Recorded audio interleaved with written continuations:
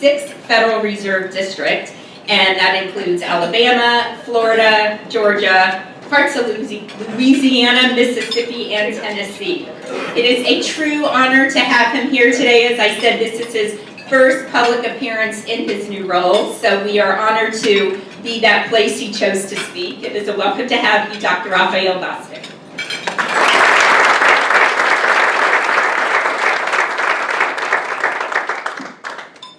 Thank you, Lori. Good afternoon, everyone. It's good to be here. I'm delighted to address the Atlanta Press Club in my first official speech as Atlanta Fed President. I'm going to try this with some technology, so that's what this thing is. And I will tell you that technology is often not my friend, so pray for me. So, now, I've been on the job since early June, and I've already had 3 policy meetings in Washington under my belt. I think I'm getting the hang of things in fast order. As you know, as you may know, I've never lived in the Southeast until now. So the question that I always get and has been on everyone's mind is how I'm adjusting. I have to say, so far it's been great. It's been wonderful. Southern hospitality is more than just a saying. It's a real thing that comes out in so many ways from so many people and organizations, and I feel right at home. It's been truly a very welcoming time, and I really enjoyed it. Now, Atlanta and the 6th District is a very diverse region, but it's one that largely mirrors the national economy. And Metro Atlanta itself is a powerhouse of opportunity for many people. And I want to, in that phrase, emphasize the word many, and just remind you of the things that Frank was talking about earlier, about how there are still many people in this region for whom the economy doesn't work well, where there are real barriers. And we need to be working hard to make sure that we reduce and eliminate those barriers as effectively and as aggressively as we can, so we get all people to participate. Because I believe that Atlanta actually holds the promise of being a beacon for everyone, and it's something that all of us have a role in. Now today, I plan to offer my thoughts on the state of the national economy as I see it, focusing on our 2 main policy objectives: low and stable inflation and maximum sustainable employment. Then I'll move to the monetary policy situation, some of the questions my staff and I are wrestling with. And then finally, I'll tease up some broader issues in the economy that I've been thinking about for future considerations. But before I get started, let me offer the usual disclaimer. I have to do this or I get in trouble.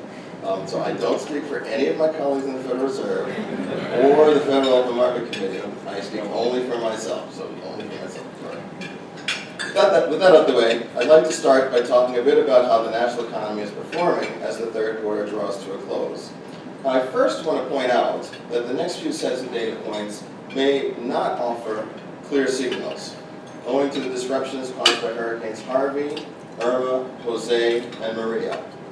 These hurricanes were terrible events and caused a lot of pain and loss, and our thoughts and prayers remain with those who suffered losses as a result. That said, I must say that I was very impressed by the resilience shown by Metro Atlanta, this region, and the 6th District in the wake of Hurricane Irma.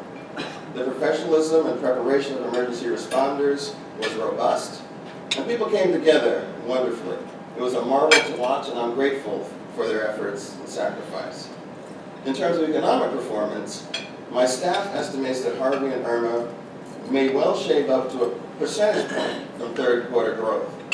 But we expect to make that up in the 4th quarter, if not exceed it, as recovery and rebuilding efforts ramp up.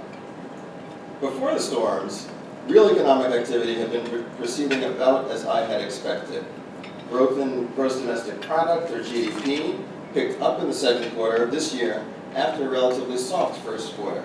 The Commerce Department revised its estimate of 2nd quarter growth up to 3%. Prior to Harvey and Irma, it appeared that the 2nd quarter strength was continuing into the 3rd quarter. And even after the hurricanes, real GDP growth in the neighborhood of slightly better than 2% still seems like a reasonable expectation for this year as a whole. Notwithstanding the somewhat softer than expected payroll employment growth in August, labor markets have generally surprised us to the upside. The U.S. economy has created an average of better than 175,000 jobs a month thus far in 2017. And according to Atlanta Fed's job calculator, all else equal, the number of jobs it would take to maintain the unemployment rate at its current level is about 115,000 jobs per month. So I think it's fair to say that the pace of job creation in the United States remains strong. The unofficial unemployment rate has fallen by a significant amount since the beginning of the year. It currently sits just below its pre-financial crisis level at 4.4%. I could point to many other statistics to suggest the solid condition of the U.S. labor market, but there is one that deserves special mention. The share of people in their prime working years, ages 25 to 54, who are actively engaged with the labor market, either working or looking for work. Over the last 2 years, the rate of prime-age labor force attachment has rebounded by more than 1 percentage point, after having fallen by 3 percentage points from the beginning of the recession through 2015. I think the fact that this rate is rising once again is meaningful. And I'm going to return to this point in a few minutes when I turn to what I think all of this means for monetary policy. I'll close my discussion of the state of the economy with a few words on inflation, the inflation rate of this country. As you know, the FOMC has an inflation objective of 2% over the longer run, as measured by the annual increase in the price index for personal consumption expenditures. By almost any measure, year-over-year inflation has fallen short of this objective for the past 5 years. Now, defining longer run is a matter of some art and personal preference, but I think 5 years is a contender for a reasonable definition of the long run. Now, as a monetary policymaker, I take seriously the continued shortfall of inflation from the committee's longer-term objective. Now I'll turn to how these facts inform my thinking about the appropriate course of monetary policy. If you think you hear a definitive tilt in my position, I urge you to resist that conclusion. None of what I'm about to say should signal a locked-in stance about the appropriate course of policy. I just want to be as transparent as I possibly can in how I'm currently processing the data, as well as processing input from our business contacts across the region. Now, if you follow the public commentary of my FOMC colleagues, you would likely and correctly conclude that they are devoting considerable energy to understanding what underlies weaker than expected inflation, not just in the United States, but globally. One prominent explanation is advances in technology that have yielded ever lower costs of production. Another candidate is ever increasing competitive pressures that have kept the lid on prices. I think the book is just being written on the impact of these developments, but I have some initial skepticism about whether these are adequate explanations for a long bout of more than target inflation. It is true that advances in technology should put downward pressure on costs, which should limit increases in the prices consumers face. But these advances should also spark growth in productivity. Productivity growth has been exceptionally weak for most of this recovery. There are almost certainly issues and difficulties in measuring productivity in times when technology is evolving rapidly. However, it is not yet clear to me that the measurement issue is large enough to resolve the inflation puzzle of the last 5 years or so. So what about increased competition as a cause of low inflation? This explanation certainly has some appeal. All we have to do is think of China and Amazon. But here too I have some skepticism. If competitive pressures are the cause of an ongoing low inflation rate, then we would expect to see, on average, persistently falling profit margins. I don't think the facts align with the story that fundamentally relies on an ongoing profit squeeze over the past 5 years. So as I said, the book is still being written on how well various explanations of lower than desired inflation hold up. But I think one important point needs emphasis. The FOMC has stated that the inflation rate over the longer run is primarily determined by monetary policy, and hence the committee has the ability to specify a longer run goal for inflation. To me, this means that in the longer run, a central bank should be able to achieve its inflation objective independent of secular trends that exert downward pressure on the rate of change in consumer prices.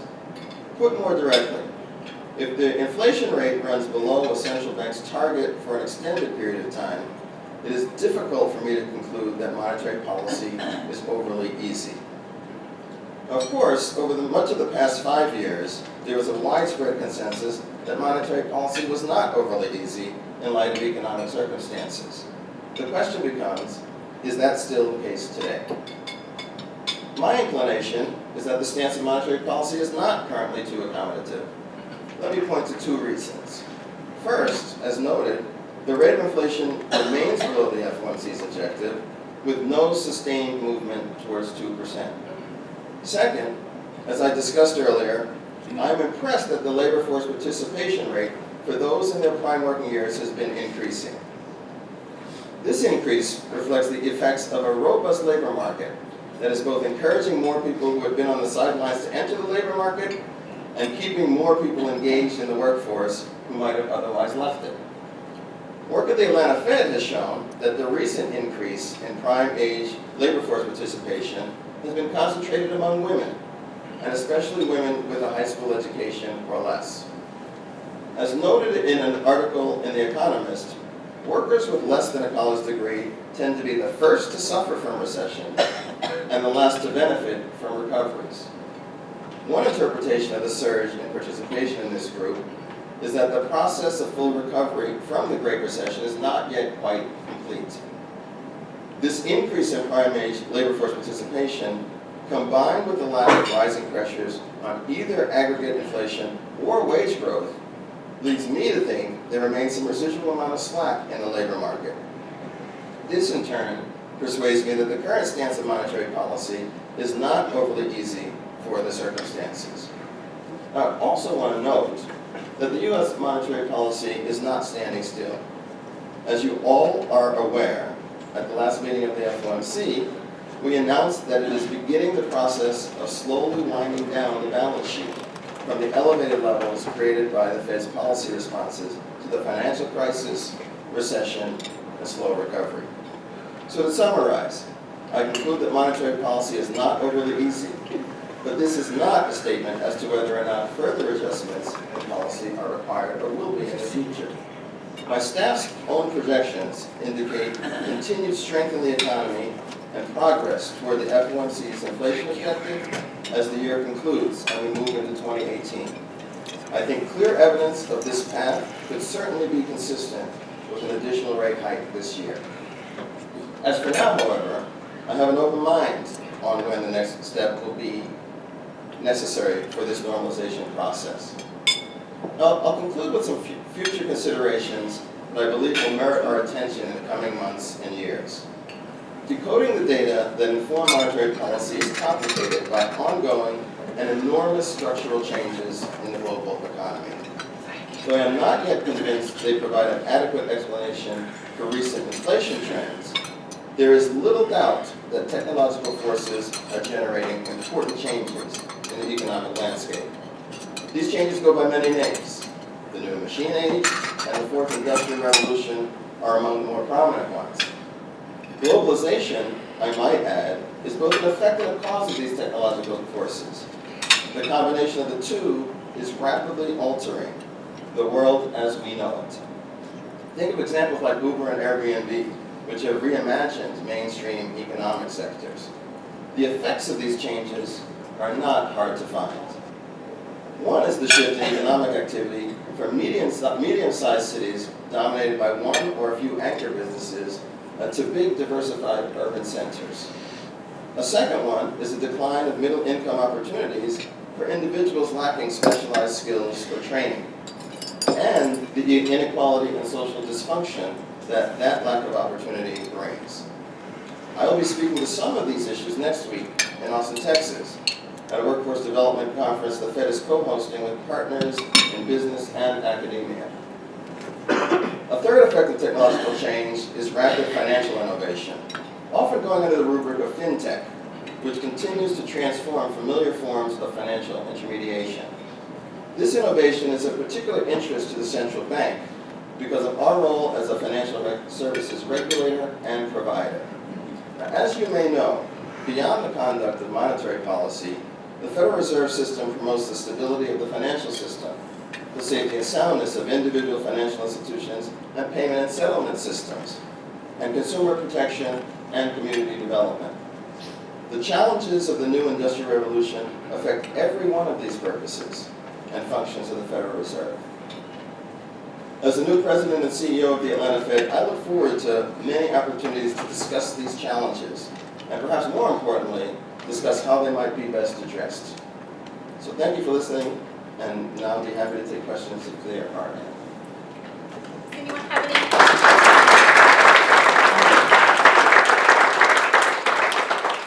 Yes, sir, and if you'll please state your name before you ask your question. Sure. I'm Connor Sen with Bloomberg View. Mr. President, your colleague at the Minneapolis Fed, President Kashkari, has talked about some inequalities in unemployment based on race as impacting his thinking on full employment and appropriate monetary policy. Given your research background pertaining to housing policy and the link between employment, access to credit, and housing, plus the diversity of the 6th district, I was wondering if you could talk about if you think including race and measures of full employment should lead to a change in thinking about the pace of tightening monetary policy. So I'm going to apologize. We're streaming this on Facebook, so I'm going to restate the question. I'm going to do it a lot shorter than that. So the question is, given some of my colleagues at other bank presidents who have spoken about the role of race in thinking about what economic performance looks like and what we should be satisfied with, how should I think about that? And when we think about full employment, should we amend how we think about it, given the disparities in labor force participation that we see across race? I have two thoughts on this and two statements. So first, for President Kashkari, I have great respect for him. We've had long discussions about this, and we're both in the same place that the inequalities in the labor market are important and the things that we should be mindful of. There is the question, though, about, is the Fed an institution that can solve every problem? And what are our commitments?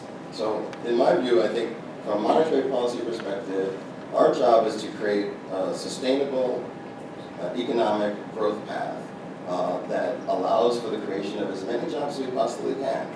And then the question becomes, who fills those jobs? And that's a question that we actually don't have a lot of control over. But I do think that we try to weigh in on this in other ways. So to mention the Bostic conference next week that we're having, it's on workforce development. And we're thinking about having conversations about how we can improve the skills of the full range of people who should be participating in the labor force, so that when jobs become available, everyone from all walks of life, from every race, every gender, has an ability to compete at the highest level. And that's kind of how we're going to do this. So I think we're going to try to make sure our monetary policy keeps the economy chugging along at a very strong pace, while at the same time, a strong pace but not overheating pace, because once you get to overheating, then you get to extra volatility and disruption. But we're going to work on this. We're going to push in other areas to make sure that every American has the skills that allows them to compete for the jobs of today and tomorrow. Hi, Emery Morseberger. Two simple questions. What is your predicted inflation rate for the next 12 months?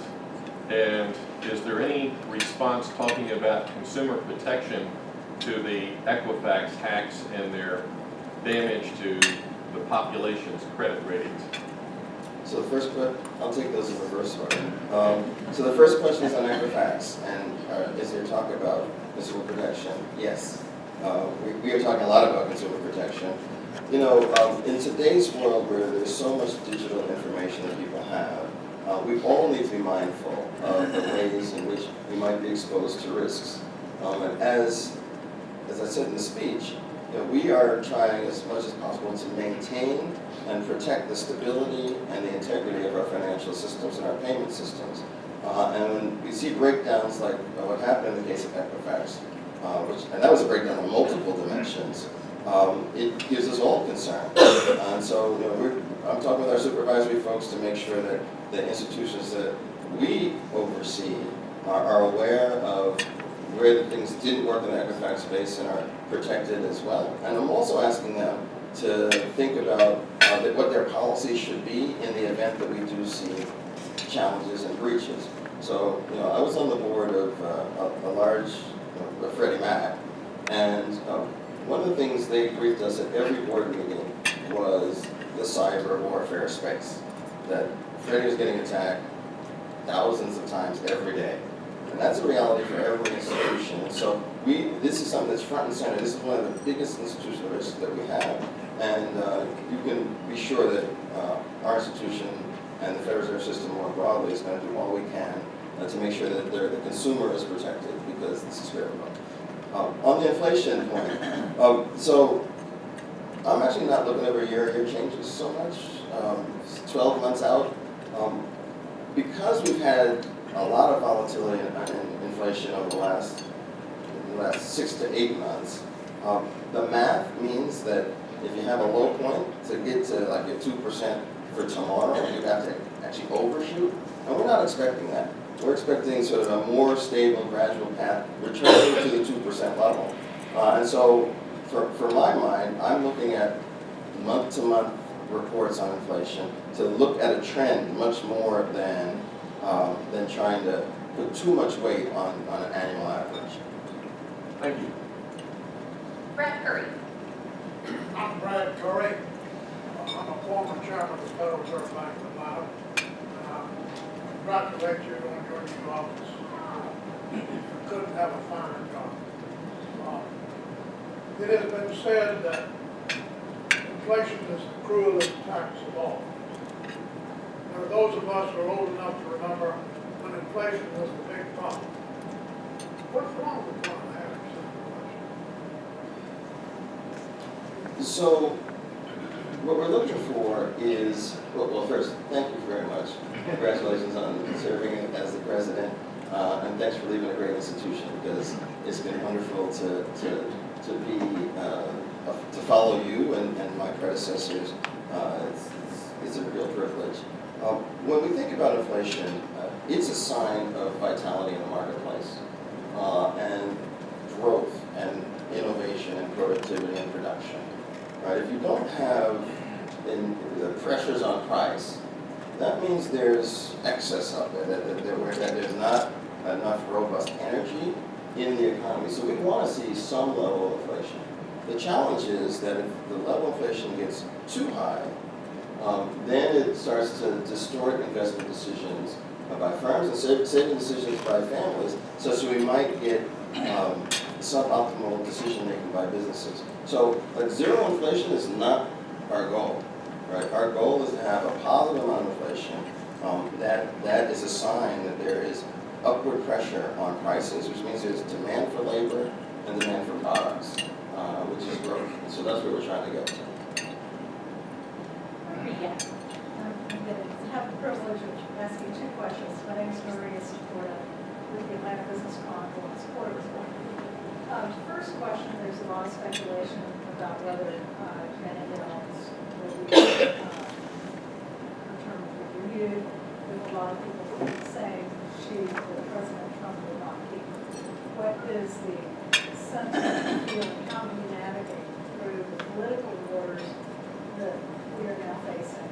Question 1. Question 2, Hurricane Maria basically destroyed Puerto Rico, and I think that is part of your jurisdiction. I get confused sometimes with Latin America and all that, but it is a U.S. Territory, and I didn't know if you had any thoughts. It was approaching bankruptcy before the hurricane, and now it's devastating. So the first question is, what are we going to do about Janet Yellen's reappointment? Nothing.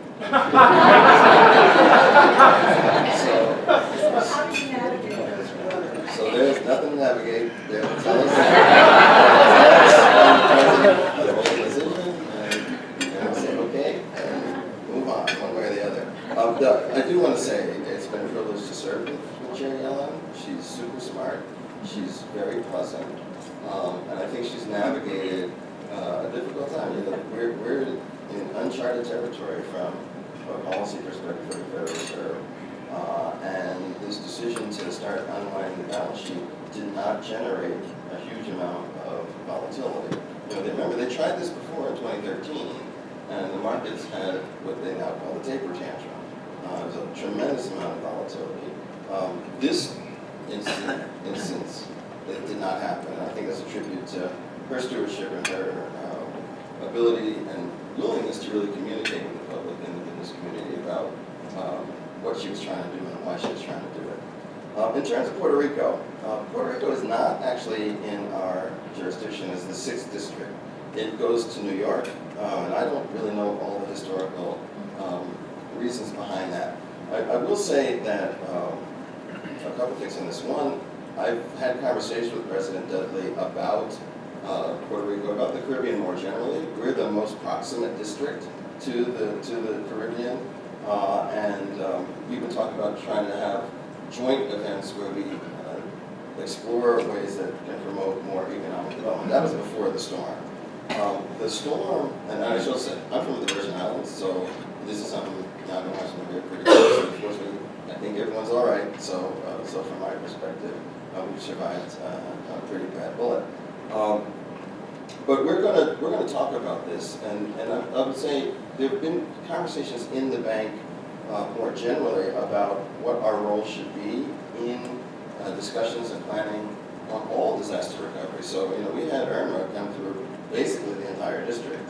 It touched just about every state that we have jurisdiction over, and there's a lot of disruption that happened there. And so we're starting to think maybe we need to organize ourselves such that when these things happen, we're in a better place to deploy, and those conversations will continue. But in the Puerto Rico case is terrible. But the other thing I did want to say on that is that we have already offered our extension to the administration. If they need help with this, that I've pledged to offer whatever resources we can to help with the situation in Puerto Rico. Renee. Renee Blumenthal of the Great Health System, and welcome to Atlanta. We're glad to have you in our community. And I was just curious, as a newcomer, what have been your observations around Atlanta's assets and its challenges, and what has surprised you the most about it? So, I said this a little in my opening. When I came here, I heard a lot about Southern hospitality, but I wasn't really sure what that meant or whether it was real. And it turned out it's wonderful. It's been great. And I've been really pleased at how friendly everyone's been, how welcoming people have been. I've really been able to feel like an Atlanta. I'm not totally there. I still get lost. The roads are not, no roads go straight. So I can't really figure out where I'm going sometimes. But it's been truly wonderful. In terms of assets, I think clearly the airport is a tremendous asset. There aren't that many places in this country where you can get anywhere else, pretty much anywhere else, with one flight, right? And that is something that every business pays attention to. If you got to get your goods or your people to a particular marketplace, what's the cost structure of that? What's the time proposition? Atlanta has a tremendous advantage in that space. There's also a lot of technology that is emerging here. I talked about fintech. We have a critical mass of fintech activity in companies here. I think the New York Times or the New York, what's the Wall Street Journal? I should know the media, the press club is terrible. But Atlanta, I think, was just rated as the #2 city for fintech nationwide. And so it is definitely a hub, and there's a broader tech emergence that's happening here that I think bodes well for the city. And you can see it just in terms of the demographic change and the influx of a lot of young people who are trying to engage in the new economy. I think that energy is going to be extremely powerful. I also think, and I mentioned this in the speech as well, that technological change, this new fourth revolution, makes places like Atlanta that are diverse and that bring together many different sorts of industries and sectors and people, gives them an advantage. Right? And this is a real opportunity for Atlanta. I think it's a challenge for us as a nation, because it means that other places are at risk of falling behind. But I think Atlanta is well positioned for a continuation of its robust growth. Frank? Bostic, again, thank you for this wonderful opportunity. I'm thinking about my company over here.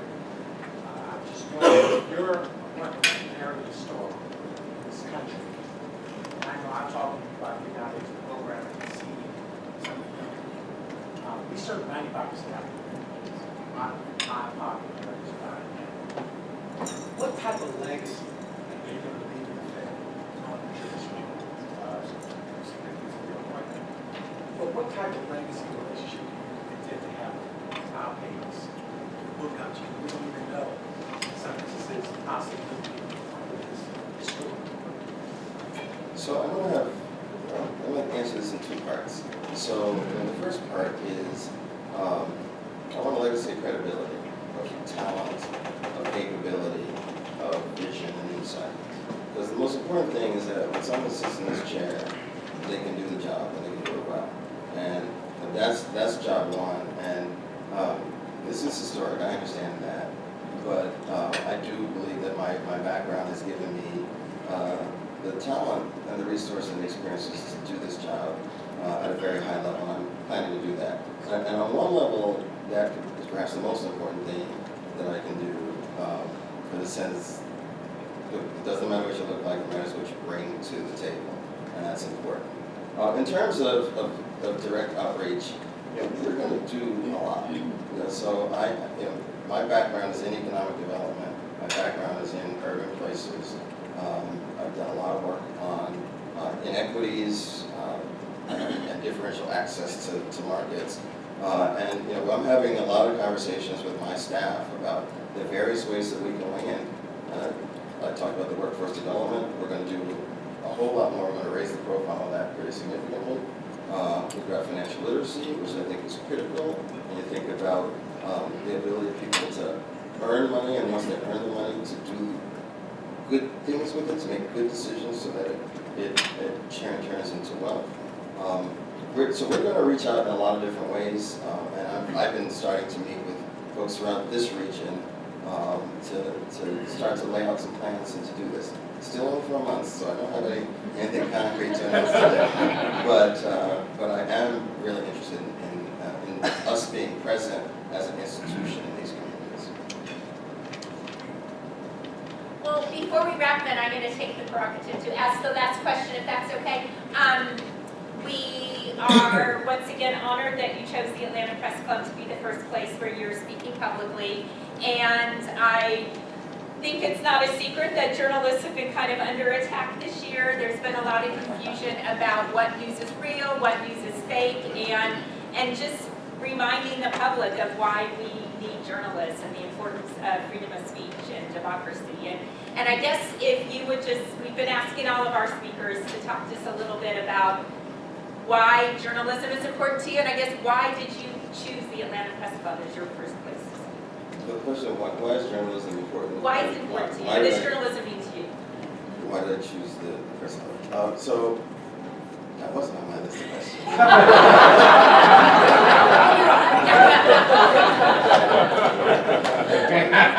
So I'll answer this in a Federal Reserve way, and that wasn't a pejorative. And I would say it like this. One of my soapbox issues at the Fed, and my staff is tired of hearing me say this, is that there's a lot of knowledge that's not known. That some people know things and other people do not. And for me, usually when I say it because I'm a professor, is my background. We write a bunch of papers, 6 people read it, and then we move on. And then that expertise, that insight, doesn't actually become useful for the general public. That's true for us, but your job is to make knowledge known, right? And so it's critical that we have an independent press that doesn't allow itself to be shaped by any individual's interests, but is shaped by pursuit of the truth and articulation of the truth. I think that's critical. And you talked about, and let me say one other thing on this. because I didn't say this in the speech, but I'm doing a lot of traveling this first year. And part of my goal is to get out in front of people that haven't necessarily seen the Fed before, that have not really had people talk to them about how the economy is working, and more importantly, get them to understand what place they might have in the economy. And this is all about communications, engagement, and the production of real information. I think that's critical for us as the Federal Reserve. I think you guys need to keep fighting and stand up strong, because your role is extremely critical to make sure that our democracy continues to function and that our economy continues to function. Because if people buy into whatever hopelessness that they're in, we're going to lose people, and that will not be in any of our interests. So I'm grateful that there is a press club. This is one of the reasons why we wanted to come here, to really stand up in support of the press as an institution, as an estate of this country, that we need to respect and that we need to operate in partnership with. Thank you. Sorry to throw a curveball at you for that last It's all question. right, it's all right. That was a great answer. But thank you so much.